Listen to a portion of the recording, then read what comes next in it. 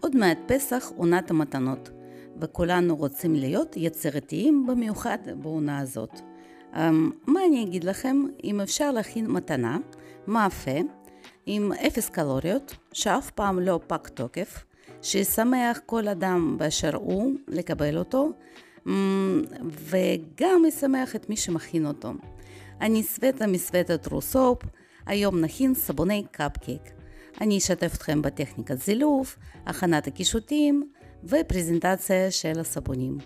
אז בואו נכין סבוני קפקייק. קודם כל אני מכינה את הקישוטים לסבון. הקישוטים שלי יהיו מסבון גליצרין אלוברה, ואני צריכה לקחת כפפות, ספרי אלכוהול וסבון גליצרין כמובן, ואותו אני חותכת לחתיכות כמה שיותר קטנות. אני לא מכינה כמות גדולה של סבון בבת אחת, כי אני צריכה רק לכמות הקישוטים שאני מכינה.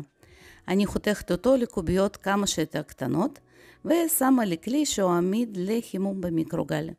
ובפולסים ממש קצרים של 5-7 שניות, אני ממיסה כמעט עד הסוף את הסבון הגליצרין. אני צובעת אותו עם מיקה אדומה, ומוסיפה עליו טיפה של תמצית ריח.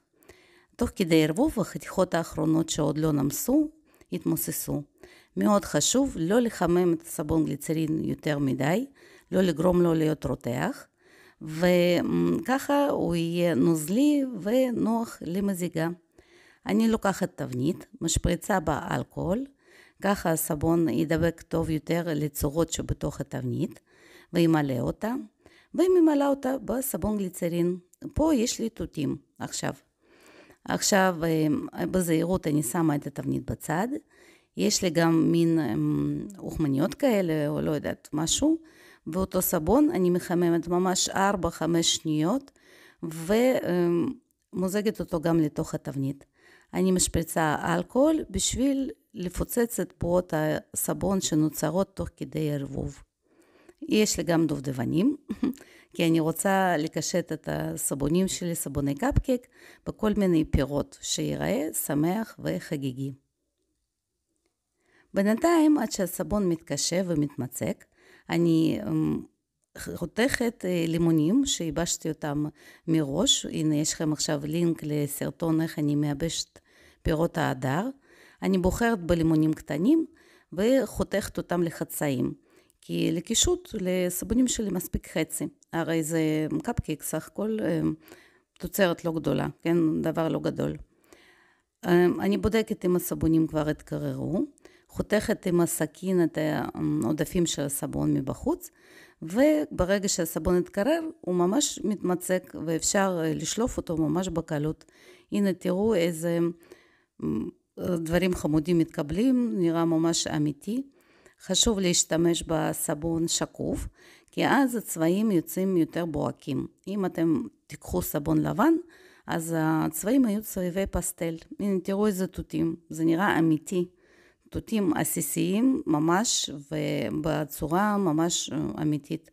מושלם, אני שמה אותם בצד. את הכלי שבו הכנתי סבון גליצרין, אני מיידית מכינה לשימוש הבא. שמה מים חמימים, סקוץ', שטיפה 2, וזהו כלי נקי ונוצץ לשימוש הבא. היום אני אכין סבון בטכניקת היט טרנספר. אני שוקלת את השמנים הקשים וחימות בנפרד. אני שוקלת מים מזוקקים בטמפרטורת החדר, ומוסיפה סוכר ומלח ישירות לתוך המים. מלח ימצק את הסבון וסוכר יגביר הקצפה. אני מערבבת את התוספות של סוכר ומלח במים, עד שהם נמסים לחלוטין.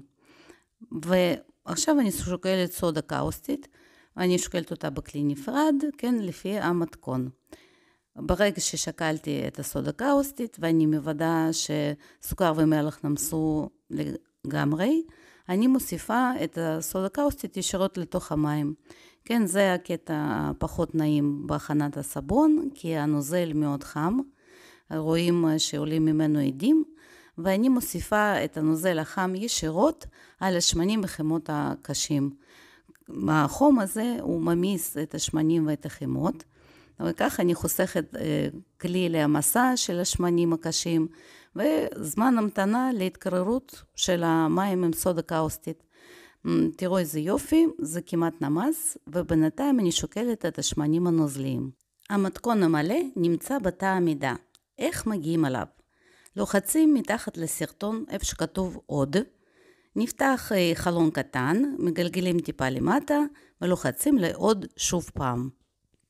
ואז נפתח תא מידה עם כל הלינקים, עם המתכון, עם תזמון של הסרטון שאפשר לטייל בסרטון לפרקים שיותר מעניינים אתכם, עם הנחות וכל המידע שאני רוצה לצרף לסרטון. לוחצים על ה-X וזה נסגר. עכשיו אני שוקלת את תמצית הריח. אני משתמשת היום בתמצית ריח Sweet Strawberry של Maple Street Candle Company. היופי בתמצית הזאת שלא מכילה ונילין, ויש לה ניחוח פשוט מאלף של תותים, פרחוני טיפה. אני חוזרת לשמנים קשים עם סודה קאוסטית, שברגע שהם נמסו, הגיעו ל-48 מעלות. מוסיפה את השמנים הנוזליים, ועכשיו הטמפרטורה של התערובת שלי הגיעה ל-38 מעלות, החום הקלאסי. אני לוקחת בלנדר ובמהירות נמוכה מגיעה לאמולסיה יציבה. לינק לסרטון בנושא מופיע על המסך עכשיו. אני מפרידה בערך 30% מתערובת לצד, וצובעת את רוב התערובת בצבע ורוד עם מיקה ורודה. אני לא ממיסה מיקה לפני, אני מוסיפה אותה ישירות לסבון. הסבון בטקסטורה מאוד מאוד קלה של אמולסיה, הנה עם הבלנדר אני מגיעה לטרייס מאוד קל, ומוסיפה את התמצית ריח. היא יכולה טיפה לזרז טרייס, ואני לא לוקחת סיכויים, אני מערבבת אותה ידנית. וככה אני מוזגת את הסבון לתוך התבניות של קפקיקס, ואני לא ממלאה אותם עד הסוף. אם יש צורך אני אמלא אותם עוד טיפה, כי אחרת זה יכול להיות מלא יותר מדי. אז אני מנערת טיפה את התבניות שהאוויר יצא, ועד שהסבון של בסיס של הקפקיק מתמצק, אני עוסקת בחלק שיהיה הזילוף, הקצפת. עם טיטניום דיאוקסיד אני מלבינה את הסבון, ועם הבלנדר מערבבת את הסבון, ואני צריכה להגיע לטקסטורה ששומרת על הפיקים של הסבון. מוסיפה תמצית ריח, מערבבת ידנית, ומשאירה בצד. אני רואה שהתמצית, למרות החששות שלי, לא מזרזת טרייס, ואני ממתינה שוב ושוב, ובינתיים מכינה את הצנתרים. הנה, תראו את החלקים האלה של הצנתרים, שאיתם אני אעשה זילוף של הסבון. אני לוקחת את השקיות זילוף, וחותכת את הקצה שלהם, כך שחלק מזלף יהיה בחוץ. הנה הפלסטיק הלבן אצלי בקוטר גדול יותר, ולא יוצא באופן שלם, אז אני חותכת עוד טיפה מהשקית. יפה מאוד. אני מגלגלת, מסובבת את השקית שהסבון לא ישפך החוצה ברגע שאני אעביר אותו, ושמה במין כוס את השקית ככה מקבעת, שיהיה לי נוח להעביר את הסבון לתוך השקיות. אני רואה שהטקסטורה עדיין רכה מדי, אני לוקחת את הסבון ל5 שניות למיקרו. זה מזרז את ההתמצקות של הסבון. אני רואה שזה לא מספיק, ואני עושה את המיקרו שוב פעם, ואפילו עוד פעם, כי לא כן לחמם בבת אחת את הסבון, ככה הוא יכול לרתוח, פולסים גם של 5, 6, 7 שניות, מספיק בשביל שהסבון יתמצק, וככה אני מעבירה אותו לשקיות. אוקיי, אני בודקת עכשיו עם הספצ'ולה, כן, הסבון שומר על הפיקים, על הצורה. אני לוקחת שקית, אני פותחת את הצד שגלגלתי מקודם, וסוגרת את החלק שיהיה לי בתוך היד. ועכשיו בכל סבון באמצע אני עושה מין בליטה. ככה אני גם בודקת עם הטקסטורה של הסבון, של הזילוף, אם היא מספיק מוצקה, כן? יופי, אני עושה את הבליטות באמצע של הקפקיקים, ומתחילה לזלף. עכשיו, איך אתם מזלפים? זה תלוי רק בכם. בניסיון שלכם, ביד שלכם. רצוי, כן, לא לחכות יותר מדי זמן, כי הסבון מתמצק, וקישוטים, לשים אותם בסבון כמה שיותר קרוב לזילוף. אז עכשיו עם הצנתר הגדול יותר, אני עושה מין עיגולים כאלה, ועולה במרכז למין נשיקה כזאת. כמו שאתם רואים, אפשר לזלב בעיגולים, אפשר לזלב במין נשיקות כאלה בנפרד, ואחת גדולה באמצע. שוב פעם, זה נורא תלוי רק בכם. אם נשאר לי קצת סבון, מה שאני למדתי מסרטונים, אז לוקחים סכין, ועם הצד השני של הסכין, מקדמים את הסבון לכיוון היציאה, כן, מהשקית, וככה אפשר לנצל עד הסוף את כל הסבון. הנה תראו איזה זילופים יצאו לי, זה נורא תלוי, כן, רק בכם. אם נשאר סבון, אז אפשר לעשות ממנו מין נשיקות קטנות בצד, ולקשט אותם סבונים הבאים, או לחלק ככה מתנות סתם. ועכשיו אני מתחילה לקשט את הקפקקים שלי. בכל קפקק במרכז אני מניחה תות או דובדבן, ובצד של הסבון אני מכניסה את הלימונים החצאים שחתכתי אותם מקודם. אני חושבת שככה זה ייראה טבעי ויותר דומה, כן, לקפקק אמיתי.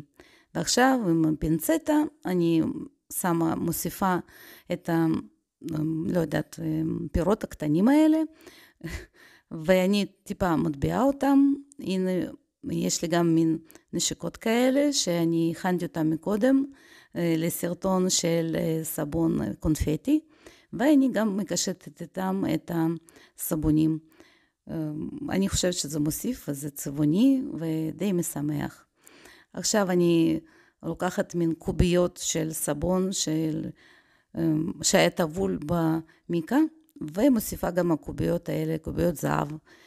ככה זה חגיגי ויפה ומעניין יותר, וכן, זה גם סבון. לפי דעתי זה מאוד יפה. כמובן, יש לי מין כאלה נצנצים גדולים, ביודיגריידבל, בצורת כוכבים. יש לי נצנצים הולוגרפיים, ואני גם מפזרת על התותים שידבקו ויהיה יפה, וספרי מיקה זהב. כן, חשוב לעצור באיזשהו שלב, כן? לא להעמיס על קפקקים יותר מדי, אבל זה כבר אומנות ומה שבא לכם. תראו איזה חמודים הם יצאו, ואני שם אותם בתנור מחומם בשביל שיתמצקו יותר מהר. ואחרי 24 שעות אני מתחילה להוציא את הקפקקים שלי מהתבניות. תראו איזה יפים, הם יצאו שונים ודומים בו זמנית. התות באמצע פשוט מאוד יפה. חשוב לציין שלא צריך לעשות קפקקים גבוהים מדי, כי אז לא נוח להסתבן איתם. הנה תראו איזה מהמם, הוא פשוט מהמם. והם דומים ושונים בו זמנית, הם מריחים נפלא, יש להם צורה משגעת, כמעט אמיתית, כן? להזהיר אנשים שלא יתנו ביס בטעות, ואני חושבת שכל אדם באשר הוא ישמח לקבל דבר כזה למתנה. עכשיו הקפקק הקטנצ'יק מאקסטרה סבון שנשאר לי, תקבל האחיינית המתוקה שלי. תראו איזה מתוק. הוא יצא לא בגודל שלם, אבל הוא חמוד ומהמם. אני מאוד אוהבת איך שהסבונים האלה נראים. הם כמובן צריכים הבשלה, זה בדיוק יספיק לנו עד הפסח, ואנשים יקבלו במארזים את הקפקקים המהממים האלה. אם אהבתם את הסרטון, תנו לייק, תכתבו לי בתגובות שאהבתם, וניפגש בסרטונים הבאים. ביי בינתיים.